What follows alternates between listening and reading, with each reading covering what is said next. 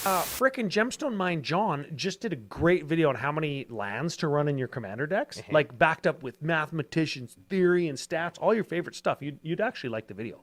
And he should do another one. How many vehicles I should run, and how many mana rocks I should run. So if you're into like the really nuts and bolts, thinky kind of Magic stuff, check them out. How many? Well, it depends on the deck. What? I left you with the Listen. the cliffiest of hangers. I wanted to watch the episode, and then at the end, he just holds up a piece of paper with a fucking number on it, and that's the number that I run. Oh,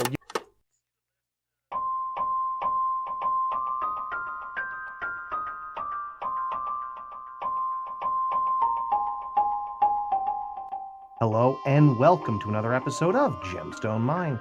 I'm John, and this is once again not really an episode of Lessons from cEDH. We're going to call this more of a lesson from the pros. As we're going to talk about in a couple minutes, I'm continuing to explore the theories put forth by professional Magic players like Frank Karsten and Reid Duke to try to apply them to improve my own commander deck building by way of making better choices in how I'm building my mana bases. And Gemstone Mine is part of Commander Cookout Media Group, sponsored by FusionGamingOnline.com, your source for all your gaming needs.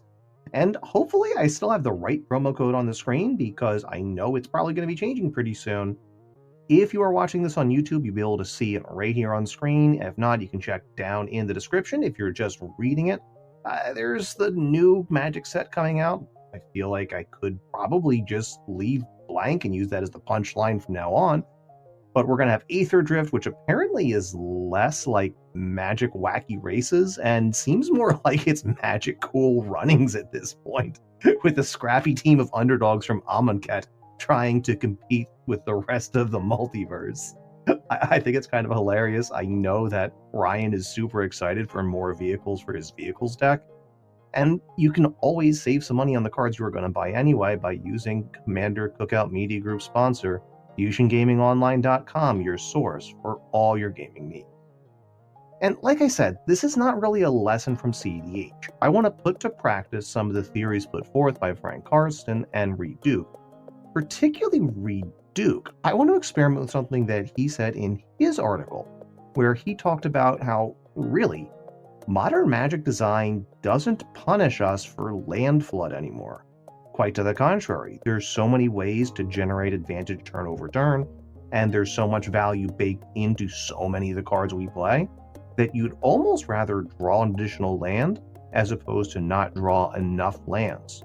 So to that end, we're going to try to look at a deck which wants to have its cake and eat its too by using multiple different mana sinks. So what exactly is a mana sink? Ideally, this is an ability on a permanent which you can activate for some repeatable form of advantage turn over turn. cEDH players will all recognize this on Thrasios Triton Hero, where for a cost of 4 generic mana, you get to scry 1, then reveal the top card of your library. If it's a land, put it into the battlefield tapped. Otherwise, if it's not a land, you just draw it. So some decks try to push this pretty far, like you'll see Dawnwaker Thrasios decks, which is Sans Black, really try to take advantage of Thrasios' activated ability, leaning into Seedborn Muse, cost reduction effects like Training Grounds and Zerd of the Dawnwaker. Other decks just try to use Thrasios as an incidental source of value, like Thrasios Tymna, where they are going to just, well, they had the mana left over anyway, might as well just spend it.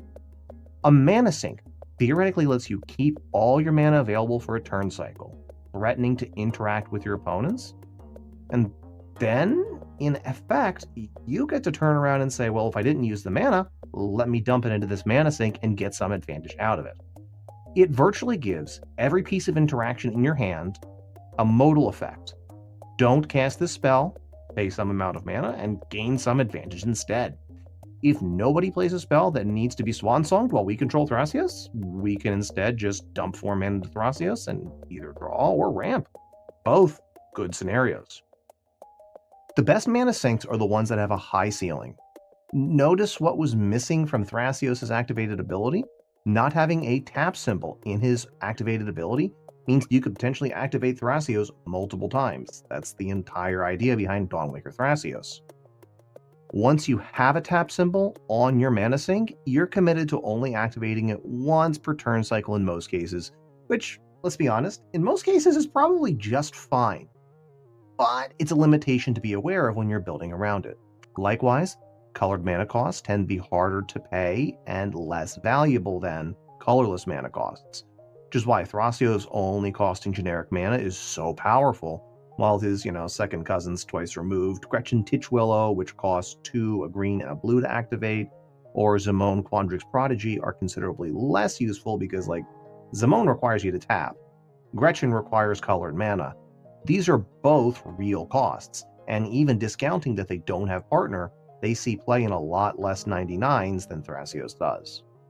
So the commander I've selected for our deck this week is the Ancient One, a Dimir commander from Lost Caverns of Ixalan for blue and a black, an 8/8 Spirit God, which on the surface is kind of nuts until you read the first ability, which says, the Ancient One can't attack or block unless you have 8 or more permanent cards in your graveyard. We probably don't really care about that. It's the second ability that we're after. Blue, black, 2, draw a card, then discard a card. When you do, target player mills a number of cards equal to its mana value. The combination of the Ancient One's activated ability and its mana cost make it such an attractive commander for our experiment. As with a 2 mana value commander with a 4 mana value activated ability, the first time we loot is not very profitable. That's 6 mana to loot once. For 6 mana, we could be casting Consecrated Sphinx. But like Thrasios, we have the flexibility to deploy the Ancient One at multiple points in our game plan, which is one of its major strengths. If we have the option to cast another value engine like Ledger Shredder or Polywog Prodigy on turn 2, or if we just happen to have a 2-drop mana rock that we want to play out, we can hold off on casting our commander until later, because we weren't really relying on it to activate its ability anyway. Most of the time, we don't really care about getting access to our commander until later in the middle part, the all set up stage of the game, when we're looking to interact with our opponents while grinding out advantage. But if we have an opening hand with cards like Mox Amber, which turn on by casting our commander, that might push us to cast it on turn 2. And then the mana from the Mox threatens interaction against our opponents. The mill clause on the Ancient One's activated ability will usually be pointed our way, but if an opponent tried to set up with a top of library tutor or scried something to the top, it's probably not a bad idea to just mill that card away and interrupt what they were doing. As I've already hinted at, this is a deck which is fairly commander agnostic, because while I'm trying to build around the concept of mana sinks, we only really have to worry about the idea of mana sinks when we don't have other things already to do with our mana. So unlike the proscribed game plan that a deck like Trelasara had, where we needed a 1-drop source of life gain on turn 1 to trigger Trelasara's scries and buffs on turns 2 forward, as long as we have an opening hand that has a 2 to 3 mana sources, a 2 mana value engine, or something that gets turned on by our commander like Deadly Rollick or Mox Amber, we're pretty happy with just about any opener. We're not exactly going to lie low, but we're usually going to favor casting a single spell and holding our interaction over actually multi-spelling during that middle, all set up stage of the game. We may also decide we're going to cast an extra mana rock while holding up removal for a threat on the table, but either way, we then have the fallback option to be able to dump 4 mana into our commander to loot. And as we learned from studying Carson's article, we're going to run all of the instant speed MDFCs which enter untapped to help us fit in all of the action we want, which means we have a lot of lands which are also virtually spells, or spells which are virtually lands. We could potentially build this deck with low to the ground exploitable creatures like Bloodghast to always have something interesting to sacrifice to instant speed draw effects, as we should note that looting effects like our commander allow us to see a lot of card velocity, but they don't really generate any true card advantage. But I'll be honest, I'm feeling kind of nostalgic right now for a classic Reanimator style deck, so that's what I want to do with all that looting. I want to take a big, beefy threat like Consecrated Sphinx, Vilis, Broker of Blood, and Hullbreaker Horror, toss him into the graveyard, and then reanimate him with them. Animate Dead, Reanimate, Dread Return, something that just screams old school commander. Are there any other Reanimator lovers out there? Not just me, right? Let me know your favorite reanimation targets in the comments. I personally couldn't resist the temptation to include Nezahal Primal Tide as a nearly unkillable source of card advantage, and I just love how much destruction a card like Reaper from the Abyss can wreak, with that morbid ability triggering on each end step, potentially allowing us to mow down so many opposing creatures. I just love it. But that is our end game. That's what it's going to look like when we start putting our opponents on the clock and going for it. In the meantime, those are all just looting fodder for us to pitch, which also gives us a nice boost to our mill speed when we pitch them to our commander. Like, if we throw away an 8-drop like Tidespout Tyrant, that's 8 additional cards that go into the bin plus Tidespout Tyrant. There are a lot of potential goodies that could hit the graveyard as a result of that. We're not necessarily a reliant graveyard strategy, but ideally, turn over turn, we're just going to lean on our dorkier sources of advantage to just grind, without ever looking like we're the threat. And honestly, I've been looking for a deck which could potentially use a number of those 2-drop blue advantage engines, cards like Malcolm, Alluring Scoundrel, Pollywog Prodigy, Ledger Shredder, those 2-drop sources of card velocity, which are always just so attractive, but not quite good enough. I really wanted a chance to play them, and I feel like this is the deck that gets to do it. I've goldfished the deck about a dozen times now, and when I have, it routinely sees, by turn 6 or 7 when it's trying to land a reanimation target to win the game, about 40 to 50 cards at that point. Like, the card velocity is absolutely nuts. But that still begs the question, how many lands does this deck actually want? I built it up with the assumption that I would go slightly over the land count that was recommended as optimal by Frank Carston's math.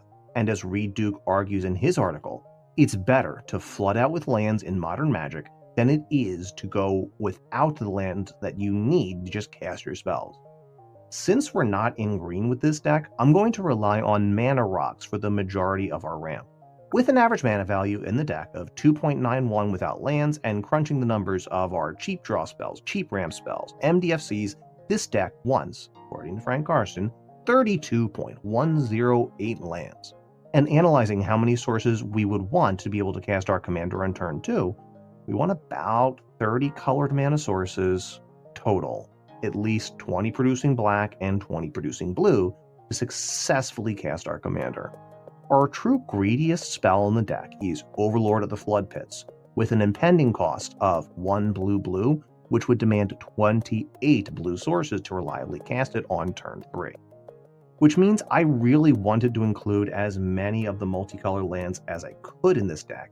The other reason I wanted to skew higher than Carson called for in this deck is that we have a number of potentially fantastic mana sinks in the form of utility lands which fit perfectly into this draw-go style game plan. Terrain Generator and Horizon of Progress. The former is a colorless land, which for 2 and a tap lets you put a basic land card from your hand into play tap, while the latter is a pain land, which for the cost of a single life can get you any color of mana any land you control could produce, plus the ability of 3 and a tap to put any land from your hand into play, and for 1 and a tap and a sack, draw a card. These are fantastic mana sinks if we happen to have a stocked hand and want to get some extra lands out. Now on the other hand, being in a low color deck, we could also include ways to get more cards into our hand. Things like Castle Locthwain as a virtual pay 4, 1 black tap, draw a card, then lose a life for each card in our hand. Or we can include Castle Vantress, the blue version, which for a cost of 2 blue and a tap, scry 2, potentially letting us scry to more action if we don't have a better mana sink to use. That one could potentially be a cut. I can see other potential uses for that slot personally. Finally, we could, as a low color deck, run something like War Room as another way to spend 3 mana plus a tap, so a virtual 4 mana to draw a card and then lose 2 life. Yeah, I'll pay 2 life every day of the week to get more cards in hand. Outside of our commander on our lands, we can also run something like Fairy Mastermind, another source of card draw. And we can potentially set up some turns where we spend 3 and a blue to have each player draw a card at the end of our last opponent's end step. then having the triggered ability draws a second card because that player drew a card earlier in that turn cycle, and maybe even a third card because another player drew off of a Ristic Study earlier. This potentially means that we can reload our hand pretty well, and one thing I want to work on with this deck is potentially include some other ways to just rapidly reload my hand. I'm thinking I might at some point want to revisit including a card like Recurring Insight in there, or maybe some other draw 3 or draw 4 effects. There's a lot of potential options, and they're all kind of cool. But at the moment, the main reload that I have in the deck is Seagate Restoration because it is an MDFC, which I can always play as a bolt land instead of needing it to be a huge draw spell. In addition to just running pure mana sinks, we're also running some virtual mana sinks in the form of flash cards and flash enablers. I already mentioned Malcolm Alluring Scoundrel, but we also have Leyline of Anticipation. It's just a potentially free way to let us play the game at instant speed if we get lucky with our opening hand. Tidal Barracuda lets everyone play at instant speed, but also prevents other players from playing anything during our turn, just like a silence effect. Unwinding Clock isn't quite instant speed. I'm testing it for now. That's one of the cards I may pull out for something like Recurring Insight. It usually untaps our rocks and potentially pours more mana into our mana sink, so I want to try it out for now, but it may not make the final cut. And while our deck never intends to cast our 7, 8, even 10 drop creatures, yeah, I'm running a 10 drop in there. Octavia Living Thesis potentially gets out of control in a Dimir control deck, and I am just saying, it can be really fun to beat people to death with a bunch of 8/8 octopuses. Yes, I want that to happen. And having the option to just hardcast a major threat and ask our opponents what they can do to stop it is still pretty strong. So being able to reliably hit all of our land drops while always having the option to pitch a spare beater that we don't have the ability to cast yet, or the ability to pitch a spare land that we don't need to hit our land drops, is going to make the deck function much more consistently and much more smoothly. When all is said and done, the predicted 32.1 and change lands that Frank Carson predicted turns into the 35 lands that this deck is running. So what do you think? Personally, I am so happy that I did this series. I mentioned on the CCO Discord that this, even if nobody liked this series except for me, I was glad that I did it because I feel so much more confident now being able to build my land bases to make sure that I am confident in my mana ratios and know whether or not I will be able to consistently cast my spells on curve or even ahead of curve. I hope you have all enjoyed these episodes as well. Let us know what you thought though, because I'm always looking for feedback. You can find us on Commander Cookout Media Group on YouTube. You can also find us on Blue Sky, where we are Gemstone Mine MTG, or you can send us an email, gemstoneminepodcast@gmail.com. Until next time, I'm John, and this is Gemstone Mine.